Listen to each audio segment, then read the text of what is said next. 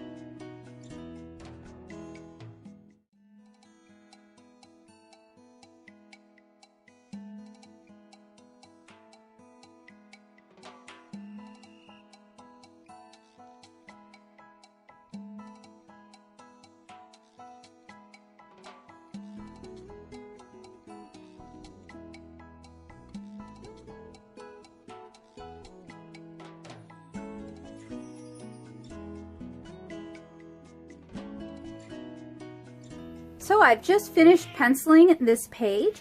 Tomorrow I'm going to ink it and then pencil another one. So I will see you guys tomorrow. So it's the next day and I am preparing to ink. Inking a full page like this is not much different from inking the cover, other than we have 1, 2, 3, 4, 5, 6, 7, 8, 9 separate illustrations to ink. So usually what I will do is there's a couple ways I'll do this. I will start at the top and just work my way down, or I'll ink all the faces while my hand is still fresh and then ink the backgrounds. And the reason I ink the faces first is because if I make a mistake on the faces, that's going to be the most noticeable thing. So I want to do that when my hand is still in fairly good shape. And I even was a good girl and did a warm-up drawing this morning, which you should always do and which so many of us often forget to do or diminish the importance of. So the materials I'm going to be using for this stage are very similar to the materials that I used in the last stage. Pigment FBs, maybe a Pigment BB, and I also have a clear acrylic ruler over here to the side. I also want to point out, in case it's not 100% clear, that I'm time-lapsing portions of this just so that it's faster to watch. It generally takes me anywhere from 2 hours to 4 hours, sometimes more, to ink a page like this. So I want you guys to kind of keep that in mind when you are watching artists and it seems like they're working really fast. There's a very good chance that they're working in time-lapse. And I bring this up because there are a lot of younger artists who don't know this, and they're like, why don't I draw faster? And drawing faster can be a good thing, but don't try to compare yourself to people who might be time-lapsing their art without disclosing it, because yeah, you just can't win that one. So already I see down here, I think her eye is just like way too far apart. So I'm gonna fix that and then I'm gonna go ahead and get to inking.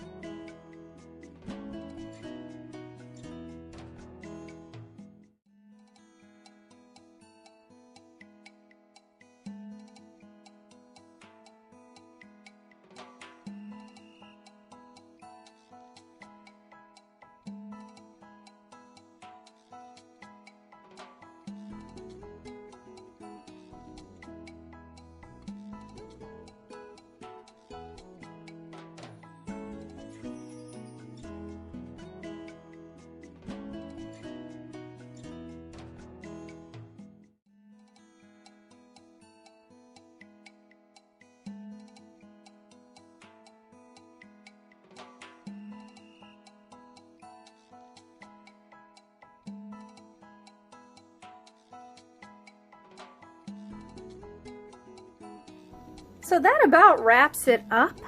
I started working on this at about, I want to say like 2 o'clock, maybe a little earlier than 2. It's 6:53 now, and I went to Starbucks for like 30 minutes, so should give you a rough time frame. I know time-lapse doesn't really reflect that. There are several errors in my inking that I would like to be able to fix, but since I'm going to watercolor over it, I can't apply like a white correctional fluid and then expect the watercolor to go over it unnoticeably. Like, you would notice the difference. When you use any sort of method for correction, there's usually just a difference in color, or sometimes it doesn't accept color at all, or it just lifts up completely. So when you're working with alcohol markers or watercolor over inks, what you want to do is you want to wait till the very end and then try to make your corrections. Or while you're working with the color itself, try to, you can kind of like subtly change how the shape of the face is perceived. You can add darker colors to kind of cover some areas, like down here. There's a lot of inking flaws with how I inked her cabinet. And there's some other ones that were really bothering me. Like her hand here is kind of funny. I wish I could redraw that. Stuff like that. That's just working with traditional media. It's just going to happen. And that's kind of one of the good things about using traditional media, is that you really learn to value that finished is better than perfect. Good is better than perfect. That perfect happens every now and then, but even if you're giving it your best, you're not always going to get perfect. So working traditionally has really helped me kind of just accept the lines for what they are and move on. So that wraps up another comic prep and process tutorial. I want to thank you guys so much for joining me. We've inked a cover, now we've inked a page. I will see you guys again when we begin our watercolor. So thank you guys so much for watching. Hopefully I'll see you guys again really soon. If you like my art and you'd like to check out more of it, you can read this comic, 7-Inch Kara. This is a bonus comic from that comic over at 7inchkara.com and 7inchkara.tumblr.com.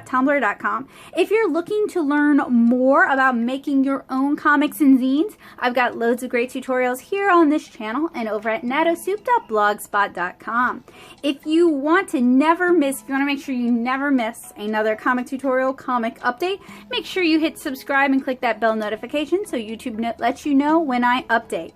If you want to help me do what I do and you'd like early access not only to videos, but if you would like access to my Making Comics class materials, you can join me over at Patreon at patreon.com/natosoup.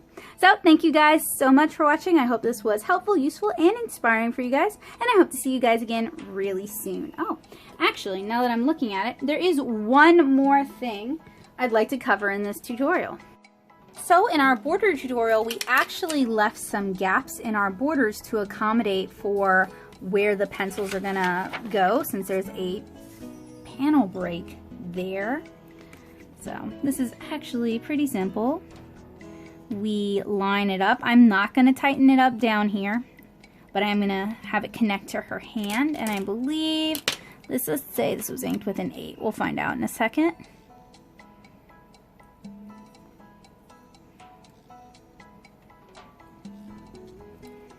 And then wipe it off so we don't get any transfer.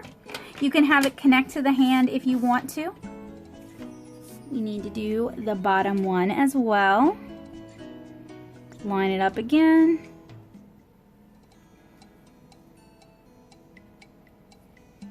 And over here.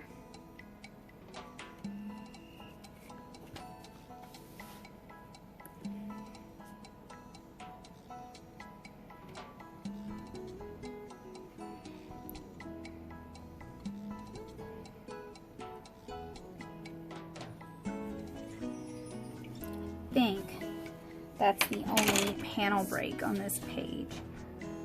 All right.